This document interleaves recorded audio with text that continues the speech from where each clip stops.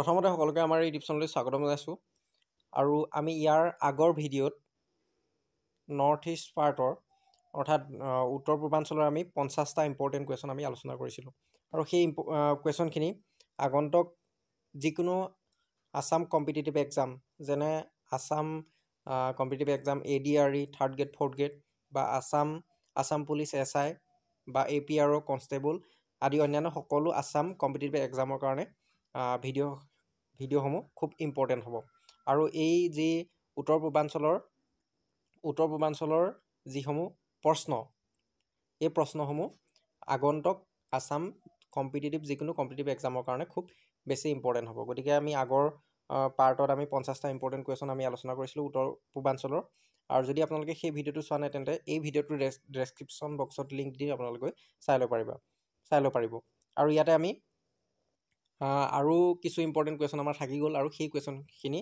আমি এই ভিডিঅ'টোৰ জৰিয়তে আলোচনা কৰিম আৰু ইয়াৰে 50 নম্বৰ যিটো কুৱেশ্যন আছিলে সেই কুৱেশ্যনটো আপোনালোকক কৰিব দিছিলোঁ আৰু ইয়াৰ উত্তৰটো হ'ব অৰ্থাৎ প্ৰশ্নটো আছিলে উত্তৰ পূৰ্বাঞ্চলৰ ক্ষুদ্ৰতম পক্ষী অভয়াৰণ্যখনৰ নাম কি আৰু ইয়াৰ এনচাৰটো হ'ব দীপৰ বিল পক্ষী অভয়াৰণ্য আৰু ইয়াৰ যি মাটিকালি সেই মাটিকালি হ'ল 4.14 বৰ্গ কিলোমিটাৰ আৰু ইয়াৰ পিছত আমি 51 কুৱেশ্যনটো চাওঁ।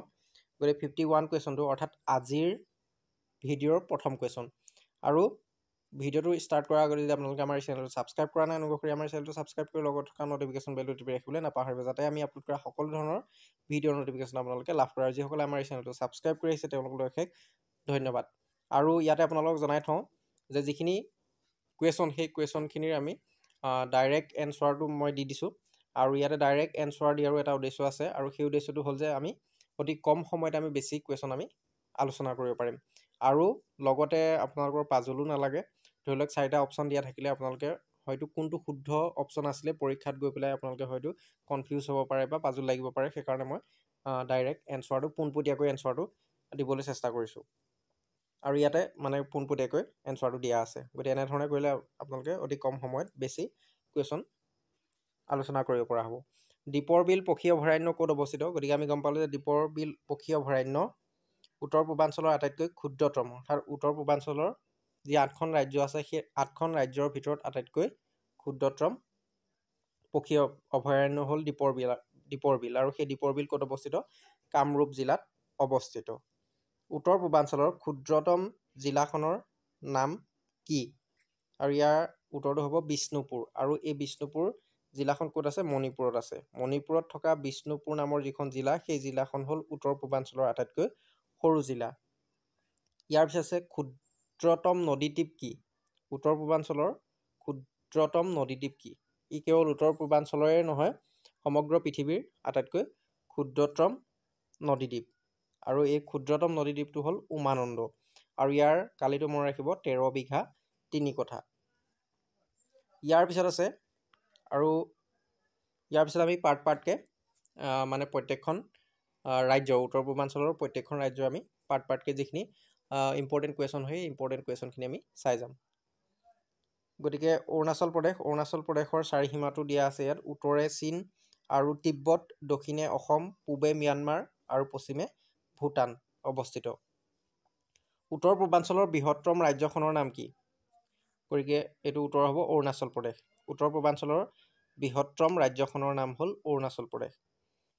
আপাতানি কোনখন উত্তৰ পূৰ্বাঞ্চল ৰাজ্যৰ জনগোষ্ঠী আৰু ইয়াৰ এনচাৰটো হ'ব অৰুণাচল প্ৰদেশ আৰু অৰুণাচল প্ৰদেশৰ আন প্ৰধান জনগোষ্ঠীসমূহ কি আৰু এই ট্ৰাইবসমূহ খুব ইম্পৰ্টেণ্ট হয় গতিকে ট্ৰাইবসমূহ মানে আপোনালোকে মনত ৰাখিব।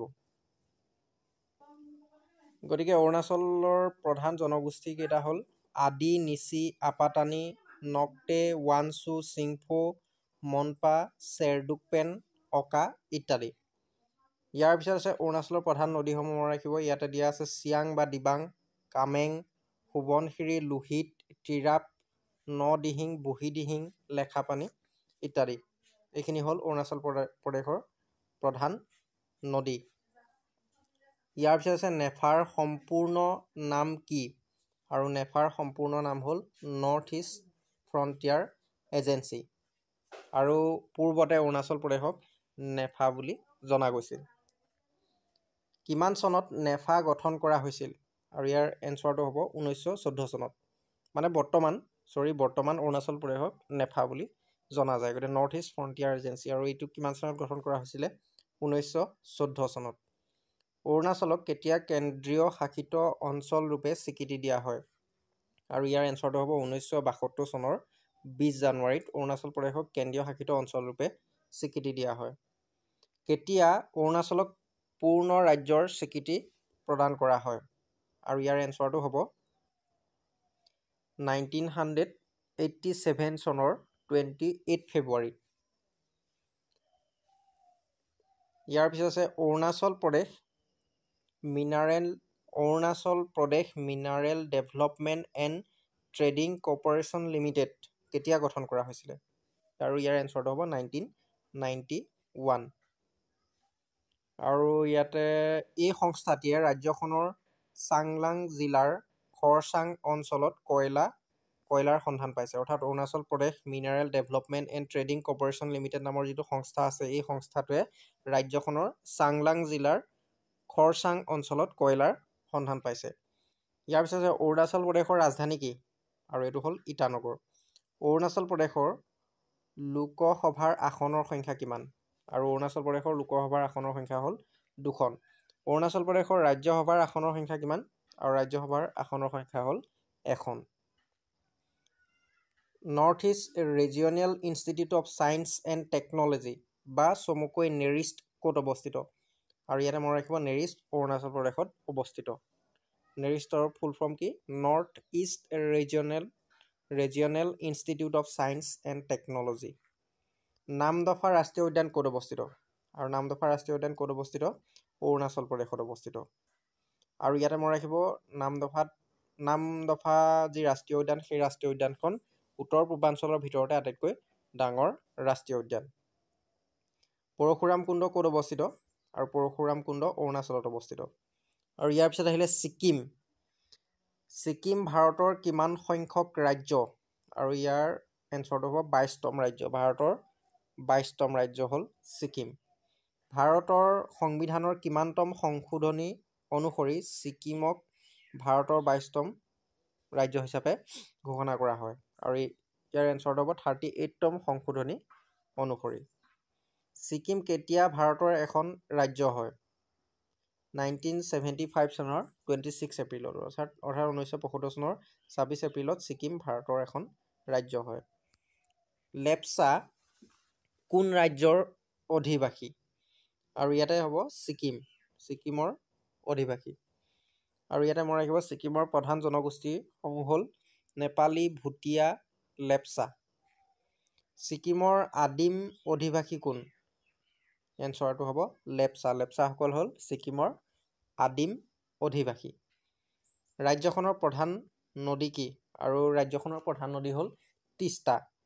মানে ছিকিমৰ প্ৰধান নদী হ'ল তিষ্টা। পৃথিৱীৰ তৃতীয় উচ্চতম শৃংগটোৰ নাম কি? এইটো হ'ব এনচাৰটো হ'ব কাঞ্চনজংঘা। কাঞ্চনজংঘা হ'ল পৃথিৱীৰ তৃতীয় উচ্চতম শৃংগ। কাঞ্চনজংঘাৰ উচ্চতা কিমান? 8,579 মিটাৰ। কাঞ্চনজংঘা পৰ্বত শৃংগ ক'ত অৱস্থিত? ছিকিমত অৱস্থিত কাঞ্চনজংঘা পৰ্বত শৃংগ। ছিকিমৰ ৰাজধানী কি? এনচাৰটো হ'ব গেংটক। ছিকিমৰ ৰাজ্যসভাৰ আসনৰ সংখ্যা কিমান? 1খন। ছিকিমৰ লোকসভাৰ আসনৰ সংখ্যা কিমান? 1খন। দুইটা সমান। লোকসভা আৰু ৰাজ্যসভা দুইটা সমান ছিকিমত। ইয়াৰ পিছত আছিলে ত্ৰিপুৰাৰ চাৰিসীমাটো উত্তৰে অসম আৰু বাংলাদেশ, পূবে মিজোৰাম, দক্ষিণ আৰু পশ্চিমে আছে বাংলাদেশ। ত্ৰিপুৰাই বাংলাদেশৰ সৈতে কিমান দৈৰ্ঘ্য আন্তৰ্জাতিক সীমা ৰেখা ভাগ বতৰা কৰিছে? আৰু ইয়াৰ এনচাৰটো হ'ব 839 কিলোমিটাৰ। উল্লেখযোগ্য পৰ্বত পাহাৰটো ত্ৰিপুৰাৰ উল্লেখযোগ্য পৰ্বত পাহাৰ হ'ল আথাৰমুৰা, জম্পুই, বৰমুৰা, দেৱমুৰা, চাফন, লংতৰণি আদি। ত্ৰিপুৰাৰ উচ্চতম শৃংগটোৰ নাম কি? আৰু ত্ৰিপুৰাৰ উচ্চতম শৃংগটোৰ নাম হ'ল বেটলিং চিপ আৰু উচ্চতা হ'ল 960। বেটলিং চিপ ক'ত অৱস্থিত? ত্ৰিপুৰাত অৱস্থিত আৰু ত্ৰিপুৰাৰ উচ্চতম শৃংগ। ত্ৰিপুৰাৰ প্ৰধান নদীসমূহ খোৱাং, গোমতি, জুৰি, দেও, ধলাই, ফেনী, মনু লংগা ইত্যাদি। ত্ৰিপুৰাৰ দীৰ্ঘতম নদীখনৰ নাম কি? আৰু ত্ৰিপুৰাৰ দীৰ্ঘতম নদীখনৰ নাম হ'ল খোৱাং, আৰু খোৱাঙৰ দৈৰ্ঘ্য হ'ল 167 কিলোমিটাৰ।